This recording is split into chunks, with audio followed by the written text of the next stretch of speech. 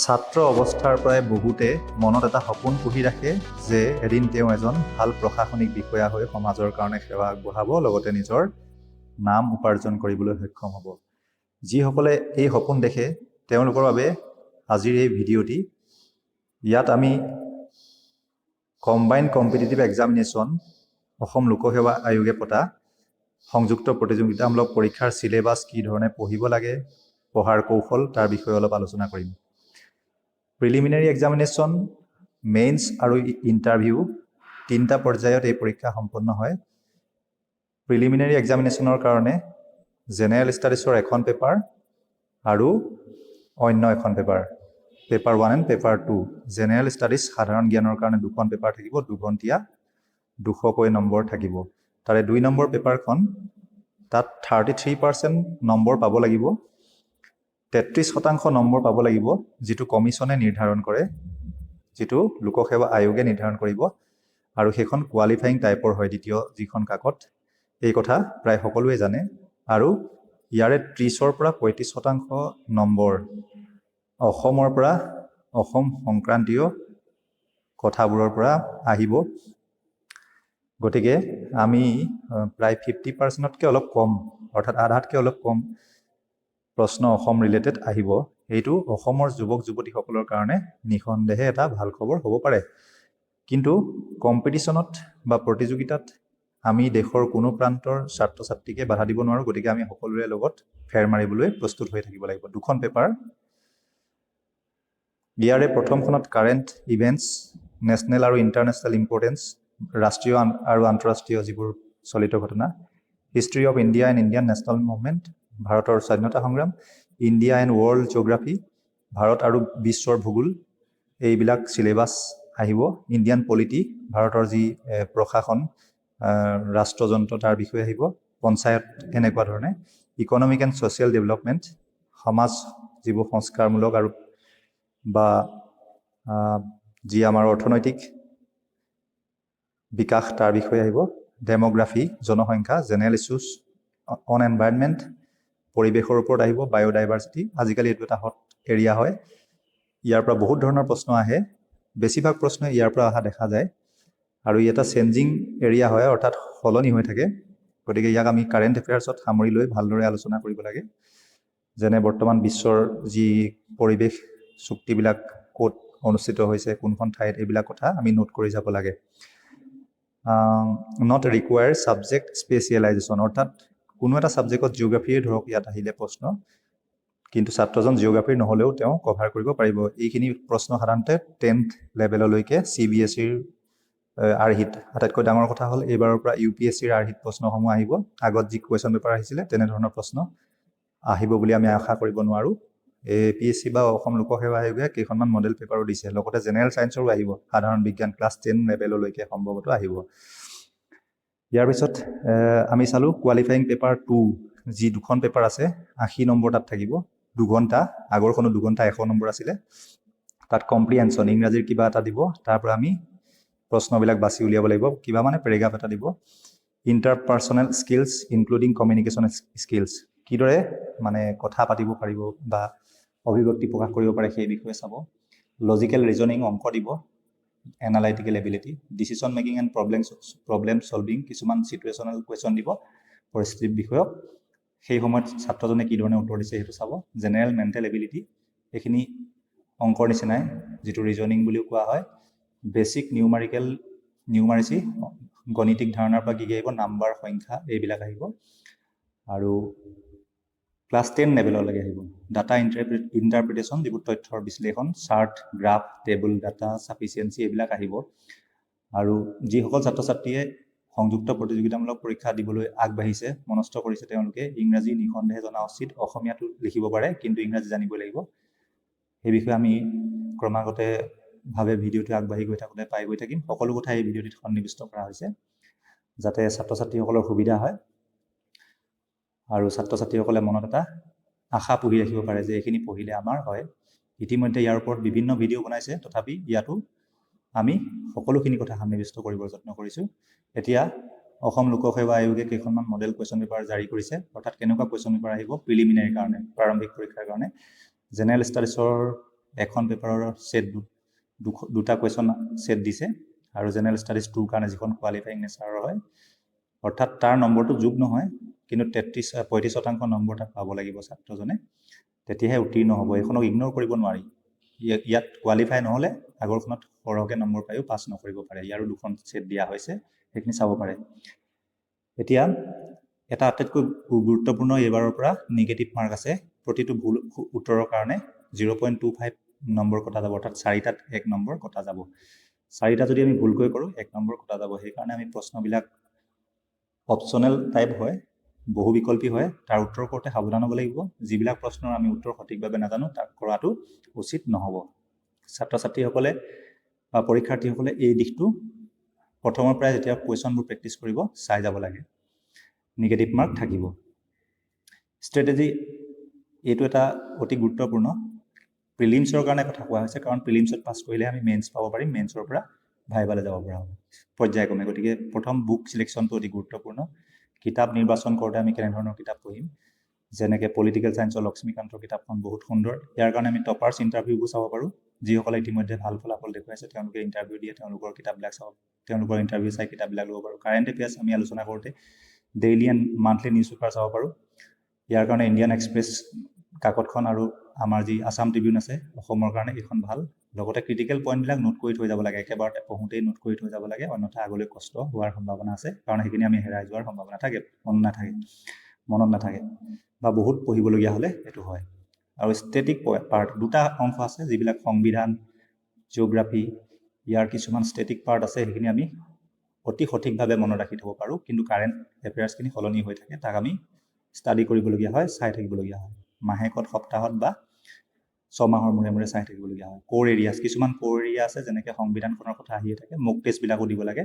কোচিংটো necessary হ'বও পাৰে যিসকলে ল'ব বিচাৰে তেওঁলোকে ল'ব পাৰে কাৰণ কোচিং ল'লে প্ৰেক্টিছটো ভাল হয় নল'লেও কোনো কথা নাই আজিকালি অনলাইনত বহুতো মেটেৰিয়েল পোৱা যায় prepare for mains while preparing prelims Ira Singhal বুলি যিগৰাকী এই IAS বিষয়া হৈছিলে জিঅ'গ্ৰাফীত ভাৰতৰ ভিতৰতে সৰ্বোচ্চ নম্বৰ পাইছিলে তেখেতে কৈছিলে এই কথাষাৰ তেখেতে প্ৰিলিমছৰ কাৰণে ট্ৰাই কৰি থাকোঁতে মেইনছ পঢ়িছিলে অৰ্থাৎ মেইনছো পঢ়ি গৈছিলে অৰ্থাৎ মেইনছৰ কাৰণে অৰ্থাৎ ডিটেইলকৈ চাব লাগে বস্তুবিলাক তেতিয়া আমাৰ ধাৰণাবিলাক শুদ্ধ হয় the main examination shall consist of written examinations এতিয়া আমি মেইন এক্সাম কেনেকুৱা হয় তাৰ বিষয়ে চাম মেইনটো হ'ল লিখিত পৰীক্ষা আনচাৰবিলাক লিখিব লাগিব বহীত আমি ভাষাটো অসমীয়াও ল'ব পাৰোঁ ইংৰাজীও ল'ব পাৰোঁ নিজৰ চইচৰ ভাষা ল'ব পাৰোঁ ইতিমধ্যে বহু বিষয়াই অসমীয়াত লিখি অফিচাৰ হৈ আছে এই কথা সকলোৱে জানে আৰু নজনাসকলৰ কাৰণে এই কথাষাৰ কৈ দিছোঁ ইয়াত অপশ্যনেল ছাবজেক্ট আছে এটা তাৰ দুখন পেপাৰ থাকিব আৰু জেনেৰেল ষ্টাডিজৰ পেপাৰ থাকিব ইয়াত 5খন মুঠতে 5 আৰু ইয়াতে 2খন 7খন পেপাৰ থাকিব আৰু কোৱালিফাইং পেপাৰ কেইখনমান থাকিব সেই বিষয়ে আমি ইয়াত ভালদৰে গম পাই গৈ থাকিম পেপাৰ 1খন এছে টাইপ হ'ব 250 নম্বৰ থাকিব 3 ঘণ্টাত 250 নম্বৰ থাকিব আৰু এখন এছেত সম্ভৱতঃ 20 বা 15 নম্বৰলৈকে থাকিব পাৰে যিখন প্ৰথম পেপাৰ মেইনছৰ যিখন ফাৰ্ষ্ট পেপাৰ এছে আৰু ইয়াক আমি নিজৰ ভাষাত লিখিব পাৰোঁ আটাইতকৈ ডাঙৰ কথা বহুতে বহু কথা জানে কিন্তু অসমীয়া নোহোৱাৰ কাৰণে লিখিবলৈ অসুবিধা পায় গতিকে অসমীয়া ছাত্ৰ ছাত্ৰীসকলৰ কাৰণেও এইটো এটা এইবাৰ 2019 চনৰ যিটো এমেণ্ডমেণ্ট কৰিছে লোকসেৱা আয়োগে যিটো সংশোধন ঘটাইছে তাত এইটো এটা আগতো আছে এইটো কিন্তু এতিয়া ছাত্ৰ ছাত্ৰীসকলে নিজে গম পাইছে তাত তেওঁলোকৰ ৱেবছাইটত এইটো প্ৰকাশ কৰিছে গতিকে নিজৰ ভাষাটো লিখিব পাৰে ইয়াৰ পিছত আমি যাব পাৰোঁ 2 পৰা 6 নম্বৰ যি জেনেৰেল ষ্টাডিজৰ পেপাৰ আছে ইয়াত 5খন পেপাৰ আগত এখন ইয়াত 5খন মুঠতে 7খন হ'ব জেনেৰেল ষ্টাডিজৰ 250 নম্বৰকৈ থাকিব প্ৰতিখনত আৰু 3 ঘণ্টীয়া হ'ব পৰীক্ষা 250 নম্বৰকৈ থাকিব 3 ঘণ্টীয়া হ'ব 2 পৰা 6 নম্বৰ পেপাৰ কেইখন কেনেকুৱা হ'ব আমি তাৰ বিষয়ে আলোচনা কৰিম এতিয়া পেপাৰ 7 যিখন 7 number paper optional subject paper 1 মানে অপশ্যনেল ছাবজেক্টটোৰ পেপাৰ এখন যি থাকিব অপশ্যনেল ছাবজেক্ট বিভিন্ন ধৰণৰ আছে তাৰ বিষয়ে আমি পিছত পাম কি ছাবজেক্ট ল'ব পাৰি অপশ্যনেল ছাবজেক্টটোৰ পেপাৰ 7 নম্বৰ পেপাৰখন তাৰে এখন হ'ল এইটো ইয়াৰ পিছত অপশ্যনেল ছাবজেক্টৰ কাৰণে 2খন পেপাৰ থাকিব তাৰে 2 নম্বৰ পেপাৰখন এইখন আমি যিখন 8 নম্বৰ পেপাৰখন চাই আছোঁ আগৰ 2 পৰা 6লৈকে সেইটো জেনেৰেল ষ্টাডিজত আহিলে 7-8 অপশ্যনেলৰ 2খন পেপাৰ মেইন এক্সামিনেশ্যনত এতিয়া কোৱালিফাইং লেংগুৱেজ পেপাৰ থাকিব এখন তাৰে পাৰ্ট এ আৰু পাৰ্ট বি থাকিব। ক্লাছ 10 লেভেললৈকে প্ৰশ্ন কিছুমান আহিব। ইয়াৰ 300 নম্বৰ থাকিব 3 ঘণ্টাৰ কাৰণে। এখন কোৱালিফাইং টাইপৰ হ'ব। ইয়াৰ নম্বৰ মেইনছৰ বা মূল পৰীক্ষাৰ নম্বৰ ইয়াত যোগ নহয়, কিন্তু ইয়াত পাছ কৰিলেহে আগৰ নম্বৰবিলাকত আগৰ পৰীক্ষাবিলাকত বা আগৰ পেপাৰ কেইখনত নম্বৰ পোৱাটো কামত আহিব, অন্যথা কামত নাহে। পেপাৰ 8 আমাৰ কি আহিব 300 মাৰ্কছ, তেনেকৈ বিটো আহিব 300 মাৰ্কছ। আমি 8 যিকোনো এটা ভাষা, অসমীয়া হওক বাছি ল'ব পাৰোঁ, বড়ো ভাষা আছে, কিন্তু বিট ডেফিনেটলি ইংৰাজীয়ে ল'ব লাগিব বাধ্যতামূলক। সকলো বৰাক ভেলী, ব্ৰহ্মপুত্ৰ ভেলী সকলোৰে কাৰণে কিন্তু ওপৰখন বৰাক ভেলীক ৰেহাই দিছিলে। তাক লৈ এটা কোৰ্টত কেছ চলি আছে বা বিতৰ্ক হৈ আছে, দেখা যাওক আগলৈ কি হয়। ইণ্টাৰভিউত শেষত 275 নম্বৰ থাকিব আৰু মেইনছটো পাছ কৰাৰ পিছতহে ইণ্টাৰভিউলৈ যাব পাৰিব। গতিকে ইয়াত টোটেল 275 মাৰ্কছ থাকিব। প্ৰথম প্ৰিলিমিনেৰীটোৰ কাৰণে আমি খুব গুৰুত্ব দিব লাগিব, তাৰপিছত মেইনছৰ কাৰণে লগতে আমি পঢ়ি যাব লাগিব আৰু ইণ্টাৰভিউত শেষত হ'ব। ৰিটেন এক্সামিনেশ্যনত 1ৰ পৰা 8 নম্বৰলৈ পেপাৰ যিকেইখন আছে তাত 2000 নম্বৰ মুঠতে। ইণ্টাৰভিউত 275 নম্বৰ, টোটেল 2275 নম্বৰ। আগত আছিলে প্ৰায় 1400 নম্বৰ, এতিয়া 2275 নম্বৰ লিখিব লাগিব। কিন্তু ইয়াত অপশ্যনেল ছাবজেক্ট কমাই দিয়া হৈছে। আগত 2টা আছিলে, এতিয়া এটা কৰা হৈছে। লগতে জেনেৰেল ষ্টাডিজৰ সংখ্যাটো বঢ়াই দিয়া হৈছে। এইটো কৰাৰো কিছুমান কাৰণ আছে, যেনে কিছুমান ছাত্ৰ ছাত্ৰীয়ে বিশেষ বিষয়ত পাৰ্গত হৈ ভাল নম্বৰ পায়, কিন্তু জেনেৰেল ষ্টাডিজত সকলোৱে সমান নম্বৰ পাবলৈ বা সকলোৱে যি নম্বৰ পাব তাৰ মূল্যায়ন কৰিবলৈ সুবিধা হ'ব। মেইনছৰ কাৰণে কি কি চিলেবাছ আছে আমি তাক ডিটেইলত চাবলৈ ভিডিঅ'টোত সময়ৰ অভাৱ হ'ব, কিন্তু থুলমূলকৈ যদি কথাখিনি চাওঁ, জেনেৰেল ষ্টাডিজৰ প্ৰথম পেপাৰখনত 250 নম্বৰ থাকিব। তাত সেই একেই প্ৰিলিমিনেৰীত যিখিনি কথা পঢ়া হৈছিলে ইয়াক ডিটেইলত পঢ়িব লাগিব বিস্তৃতভাৱে। Indian history, heritage, culture and society আৰু geography of India and world. ইয়াত 2টা বস্তু সোমোৱাই দিছে, ভাৰতৰ বুৰঞ্জী আৰু বিশ্ব ভূগোল আৰু ভাৰতৰ ভূগোল। ইয়াক আমি ডিটেইলত চাব লাগিব। 250 নম্বৰৰ কাৰণে প্ৰথম পেপাৰখন আহিব মেইনছৰ। ফাৰ্ষ্ট পেপাৰখন এছে আমি ইতিমধ্যে পাইছোঁ, আৰু ছেকেণ্ড পেপাৰখনত ইয়াতে ভাৰতীয় সংস্কৃতিৰ কথাও আহিব, যেনেকৈ ভাৰত নাট্যম, মোহিনীয়াট্টম, এনেকুৱা ধৰণৰ ডেন্স ফৰ্মখিনিৰ কথা। অসমৰ পেপাৰ এখন বেলেগকৈ আছেই, আমি যিখন পিছত পাম। ইতিমধ্যে প্ৰিলিমিনেৰীটো প্ৰায় 30ৰ পৰা 33%লৈকে কুৱেশ্যন আহিব বুলি কৈছে। গতিকে সেইটো বেলেগকৈ পেপাৰ এখনো আছে, 6 নম্বৰ পেপাৰখন অসমৰ ওপৰত, কিন্তু ইয়াত ভাৰতৰ বিষয়ে আমি বিশেষভাৱে চাব লাগিব জেনেৰেল ষ্টাডিজৰ 1 নম্বৰ পেপাৰখনত। আৰু চিলেবাছখন ডাউনলোড কৰিব পাৰে ৱেবছাইটত গৈ। ইয়াত আমি আলোচনাৰ সুবিধাৰ্থে মাত্ৰ উল্লেখ কৰিছোঁ। ইয়াত আৰু আছে কিছুমান, যেনেকৈ challenge features of Indian society, diversity of India. ভাৰতীয় সংস্কৃতিৰ কথা আমি পঢ়িব লাগিব, সমাজৰ কথা পঢ়িব লাগিব। গতিকে ছ'চিয়লজিত কিছুমান কথা আছে, এন্থ্ৰপ'লজিৰ কিছুমান কথাও আমি ইয়াত সন্নিৱিষ্ট কৰিব পাৰিম বা চাব লাগিব। Rule of women and women organisation, population and association, গোটেই বিষয়খিনি আমি ধুনীয়াকৈ চাব লাগিব। প্ৰতিটো বিষয় গুৰুত্বপূৰ্ণ, গতিকে চিলেবাছখন আমি চকুৰ আগত লিখি সদায় প্ৰেক্টিছ কৰিব লাগে। চিলেবাছখন পাৰিলে মুখস্থ কৰিব লাগে, এই ধৰণে টপাৰসকলে কয়। গতিকে আমি চিলেবাছখনৰ অনুসৰিহে পঢ়িম। যিহেতু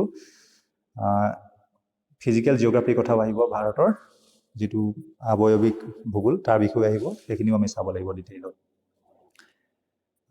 যেতিয়া ৱৰ্ল্ড জিঅ'গ্ৰাফীৰ কথা কি আহিব, যেনেকৈ আৰ্থকুৱেক, এইখিনি ফিজিকেল জিঅ'গ্ৰাফীৰ কথা হয়, বা আৱয়ৱিক যিটো ভূগোল, আৰ্থকুৱেক, চুনামি, ভলকেনিক এক্টিভিটি, চাইক্লন। আৰু নিঃসন্দেহে ভূগোলটো এটা বিস্তৃত বিষয়, তাক পঢ়োঁতে যথেষ্ট সময় লাগে। গতিকে তাক আমি সোনকালে পৰাপক্ষত কভাৰ কৰিবলৈ চাব লাগে। আৰু সহজ, যদি আমি ভিজুৱেলি বা দৃশ্য শ্ৰাব্য বা কিছুমান ইউটিউবৰ সহায় লৈ যদি ভিডিঅ'বিলাক পঢ়োঁ, লগত কিতাপ এখন লৈ, বিভিন্ন ধৰণৰ জিঅ'গ্ৰাফীৰ কিতাপ আছে, ছবিন্দ্ৰ সিঙৰ আছে, আমাৰ অসমৰ কাৰণে ডক্টৰ তাহেৰৰ আছে, এইবিলাক আমি চাব লাগিব। আৰু যি টপাৰসকলে যি কিতাপৰ নাম উল্লেখ কৰিছে, বা আমি বজাৰত কিছুমান ভাল কিতাপ পাওঁ, আগতে কোৱা হৈছে বুক চিলেকশ্যনটো মেইন কথা। বহুত পঢ়িও লাভ নাই, কিন্তু ভাল বিষয়বস্তু যদি আমি ভালদৰে ৰিপিট কৰি পঢ়োঁ, ই আমাক কামত নিঃসন্দেহে দিয়ে। এতিয়া আমি থাৰ্ড পেপাৰখনৰ কথা চাওঁ। মেইনছৰ ফাৰ্ষ্ট ছেকেণ্ড হৈ গ'ল, থাৰ্ড পেপাৰখন হ'ব governance, constitution, polity, social justice and international relations. ইয়াত আমি প্ৰিলিমছৰ কাৰণে যি কথা পঢ়োঁ, ইণ্ডিয়ান পলিটিৰ কথা আছিলে, তাক বিস্তৃত ৰূপত পঢ়িবলৈ 2টামান আৰু বিষয় ইয়াত সোমাইছে।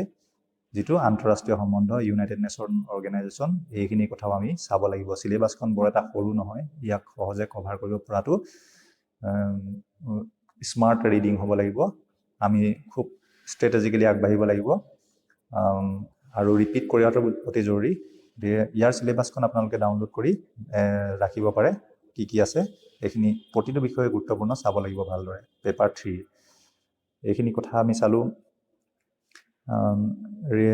salient features of the Representation of People's Act appointment of various constitutional posts powers functions and responsibilities of various constitutional bodies আমাৰ বিভিন্ন যিবে সাংবিধানিক সংস্থা আছে মুৰব্বীসকল আমি যিখিনি জানোৱেই আৰু এইখিনি কথা আমি ভালদৰে চাব লাগিব আৰু এইটো প্ৰিলিমিনাৰী কাৰণে চোৱাৰ নিচিনা নহয় আমি মেইনছৰ কথা আলোচনা কৰি আছো তাত আমি এটা কোৱেশ্যন প্ৰায় 20 নম্বৰ 15 নম্বৰ কাৰণে লিখিবলৈ হ'লে আমাক যথেষ্ট মেটেৰিয়েল লাগিব তথ্য লাগিব সুন্দৰ সাৱলীলভাৱে লিখিব পাৰিব লাগিব আমি অসমীয়াটো লিখি প্ৰকাশ কৰিব পাৰোঁ নিখণ্ডে এই কথা আগতে উল্লেখ কৰা হৈছে বহুত ছাত্ৰ-ছাত্ৰী মনত সন্দেহ থাকে অসমীয়া লিখিব পাৰিম নে নোৱাৰিম কিন্তু বহু কেইজন শীৰ্ষ বিষয়া যি ইতিমধ্যে অসম চৰকাৰৰ প্ৰশাসনিক বিষয়া হিচাপে কাম কৰি আছে তেওঁলোকে ইণ্টাৰভিউত কোৱা কথা আৰু লিখিব পাৰি বুলি আমি জানো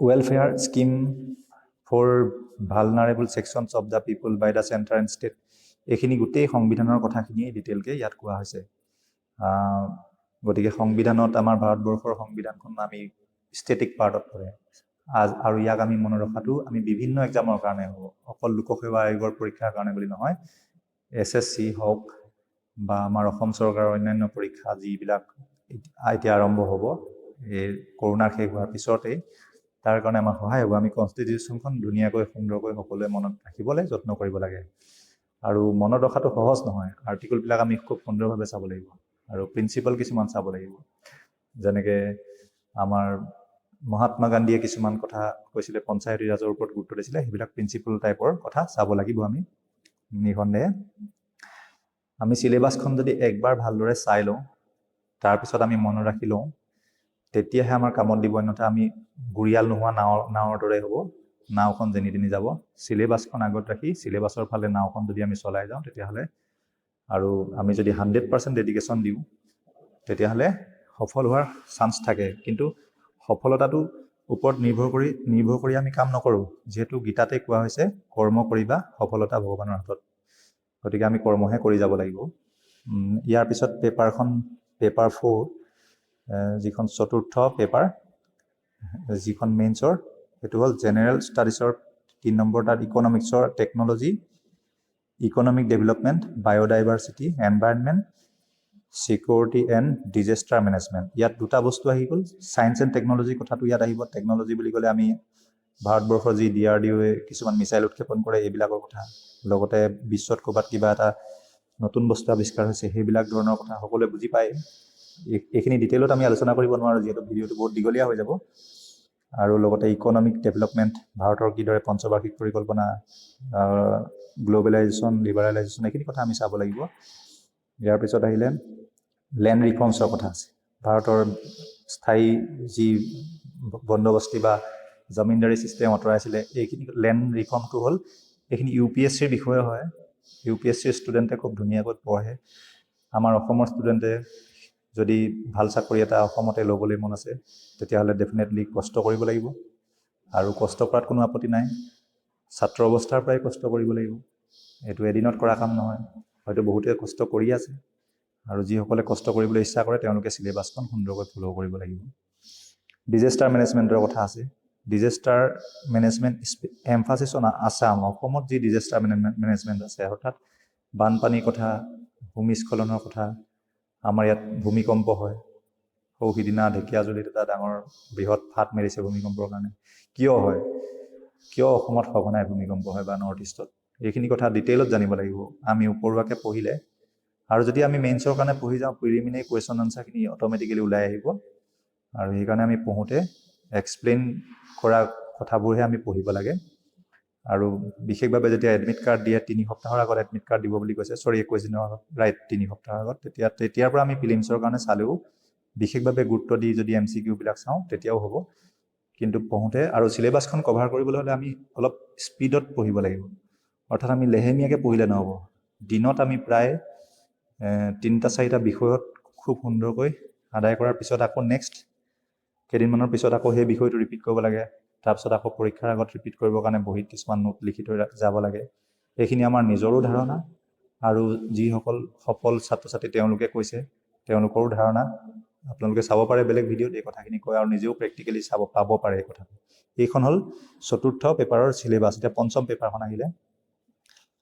5ম পেপাৰখন এথিক্সৰ ওপৰত নতুন সংযোজন কৰিছে। Ethics, integrity and aptitude. এজন প্ৰশাসনিক বিষয়া কেনেকুৱা হ'ব লাগিব? তেওঁ নিশ্চয় যথেষ্ট ধৈৰ্যশীল হ'ব লাগিব আৰু কৌশলেৰে কাম কৰা ধৰণৰ হ'ব লাগিব। গতিকে এই পেপাৰখনৰ পৰা ইয়াকে চাবলৈ বিচাৰে। আৰু কিছুমান যেনেকৈ গান্ধীজীৰ কিছুমান প্ৰিন্সিপল আছে, সেই প্ৰিন্সিপলবোৰ এথিক্সৰ পেপাৰত আছে। এথিক্সৰ পেপাৰখন সম্পূৰ্ণ নতুন, সকলো ছাত্ৰ ছাত্ৰীৰ বাবে নতুন। ইতিমধ্যে যিমানে দিছে তেওঁলোকৰ সকলোৰে কাৰণে নতুন। গতিকে সকলোৱে এই পেপাৰখন পঢ়িবই লাগিব। ইয়াত কি কি আছে চিলেবাছত সকলোৱে সুন্দৰকৈ ডাউনলোড কৰি ইতিমধ্যে পঢ়া আৰম্ভ কৰিছে যদি ভালেই, নহ'লে এতিয়াৰ পৰা আকৌ ভালদৰে আৰম্ভ কৰিবলৈ যথেষ্ট সময় আছে। যিহেতু এতিয়া কৰোণাৰ পৰিস্থিতিটো ভাল হোৱাৰ পিছত অন্ততঃ 6-7 মাহ বা ইমানটো সময়ৰ ভিতৰত মেইনছ প্ৰিপেয়াৰ কৰাটো সম্ভৱ। প্ৰিলিমিনেৰীৰ কাৰণে মেক্সিমাম 2 মাহ দিন যদি ভালকৈ দিয়া হয়, চিলেবাছখন ফ'ল' কৰি কাৰেণ্ট এফেয়াৰ্ছখিনি চালে প্ৰিলিমিনেৰীত পাছ কৰাৰ সম্ভাৱনা থাকে। কিন্তু এইবাৰ যিহেতু নিগেটিভ মাৰ্ক আছে, গতিকে ছাত্ৰ ছাত্ৰীসকল বিশেষভাৱে সাৱধান হ'ব লাগিব, সঠিককৈ পঢ়িব লাগিব। আৰু ইয়াতে আমি পেপাৰখন আপোনালোকে ডাউনলোড কৰি ল'ব। পেপাৰখন ডাউনলোড কৰাৰ পিছত কি কি আছে, পেপাৰ মানে চিলেবাছখন কি কি আছে আপোনালোকে গমেই পাব। আৰু ছাত্ৰ ছাত্ৰীৰ সুবিধাৰ কাৰণে এই কথাখিনি কোৱা হৈছে। ইয়াত আমাৰ অভিজ্ঞতা বা কিবা এনেকুৱা ধৰণৰ কথা নাই। ছাত্ৰ ছাত্ৰীয়ে এইখিনি কথা নিজে শুনিলে গমেই পাব কথাখিনি সঠিক হৈছে নে নাই হোৱা, তেওঁলোকে অনুভৱ কৰিব পাৰিব।